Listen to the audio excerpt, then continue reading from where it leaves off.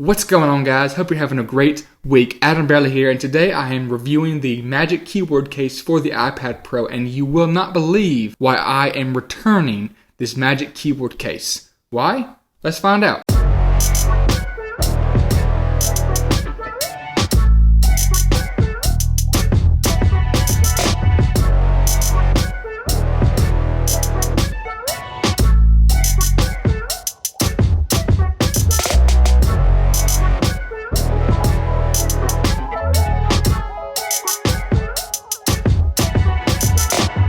So in this video, I want to share with you guys my thoughts and experience with this case, the pros and cons to this case, some alternatives to the case, and is this keyboard case right for you? I hope this video helps you in deciding if you should get this case or not, and if you missed my unboxing and my first impressions of this case, there'll be a link right up here and also in the description down below that you can check out after this video. Quick fun fact, the team at Creative Electron and iFixit actually did a x-ray of this Magic Keyboard case, and they found some really incredible things about this case that I will actually touch on briefly throughout the review. The link will also be in the description down below if you want to see the full x-ray, and trust me, you do. Now let's move on to the pros about this case. So what do I like about this case? Well, obviously we'll start out with the obvious one, the keyboard. I really like the keys themselves. They are nice and smooth, they have great travel, and provide a quiet typing experience. It's very responsive, and the fact that the keys are backlit makes it really good for typing at night. Now, what makes this keyboard case different than the Smart FLAW case is that obviously it has a trackpad. The trackpad itself is nice and smooth. It has a nice and fluid experience, and the cursor support is great thanks to iPadOS 13.4. And because this iPad floats above the keyboard, it actually provides some viewing angles, which is the third thing I like about this case. You can go from 0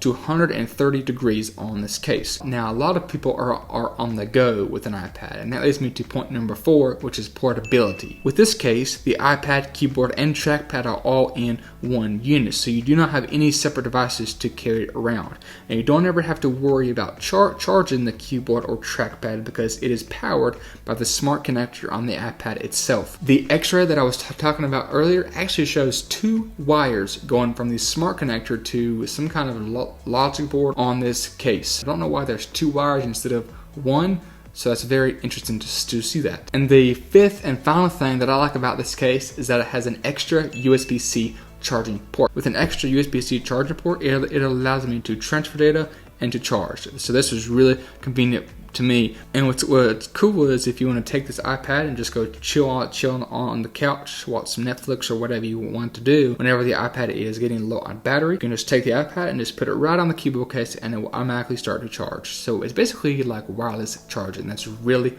awesome. So that's everything that I like about this case. And before I move on to the things that I don't like about the case, and trust me, there are many. If you found this video helpful for you, make sure to go ahead and smash that like button and consider subscribing so I can go ahead and continue to make more videos for you guys like this. So now on to the many things that I do not like about the iPad Pro Magic Keyboard case. So the number one thing that I do not like about this case is no function keys. That is the biggest con for me on this keyboard case. You are unable to control the brightness, media controls, which is play and pause, next track, previous track, volume, etc. on this keyboard case without having to lift up your hand and going down to the screen and sliding it down on control center, or taking your hand on the trackpad and going all the way up to control center. Now, I did also find myself accidentally trying to reach up above the numbers as if I was changing the volume, probably because out of muscle memory. The second thing I do not like about this case is the size of the keyboard. And like I said in my first impressions, I have big hands. So because I have big hands on a small keyboard, it makes things really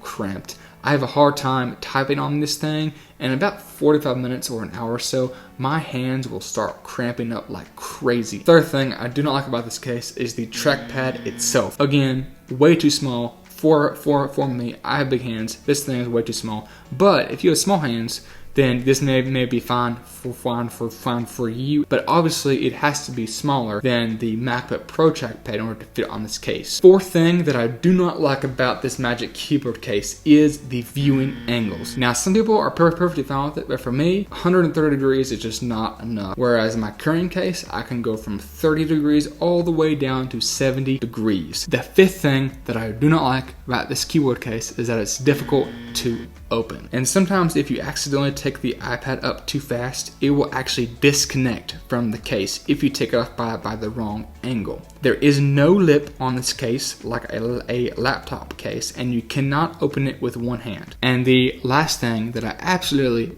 do not like about this case one bit is that the Apple Pencil on this case is super wobbly. It's not very strong on the side, and whenever I am lifting this case up, I'm always taking the pencil off accidentally. So if you use an Apple Pencil, you need to really consider if you want this case, because it is super wobbly and it does not stay on very well. So now let's move on to the alternatives to the Magic Keyboard case if you don't want to buy the Apple brand of the keyboard case. The first option is the Logitech Slim Folio Pro, and that's about $110 on Amazon.com, depending of course on the size of your iPad and what year your iPad is. It has backlit keys and function keys. It has viewing angles of 58 degrees for typing, much stronger support for holding your Apple Pencil. The second option is the Bridge Pro, and that costs about $150. It has viewing angles of 0 to 100 degrees. It has backlit keys and function keys, but no trackpad. And the most expensive option of these three is the Bridge Pro Plus, which is about $230. You're getting the same features as the Bridge Pro, but you're also getting a trackpad. So is this keyboard case for you or not for you? Well, let me tell you who it's for and not for, and see which camp that you fall into. So who is it for? Well, basically this keyboard case is for anybody who wants portability with their iPad, who wants a keyboard and a trackpad all in one unit. They do not want to have to carry around multiple devices, and you don't care that much about function keys. So who is this keyboard case not for? Now, this keyboard case is not for you if you use the touchscreen a lot, because when it's on this keyboard case, it's very difficult to touch it if you need to touch it for a long time, say with drawing or editing. So overall, this is actually a really good keyboard case. I can actually see a lot of people using this, and yes, it's not for everybody, and it's not for me for sure. So unfortunately, because the cons do outweigh the pros, I am having to return this keyboard case. Really did not want to, but it just did not help me in my daily life. If you found this video helpful, consider liking this video and hitting the subscribe button so I know that you guys are getting value from these videos. So do you already have this keyboard case? If so, what are your pros and your cons about this case? Drop them down in the comment section down below. Have a great week. See you soon. Bye.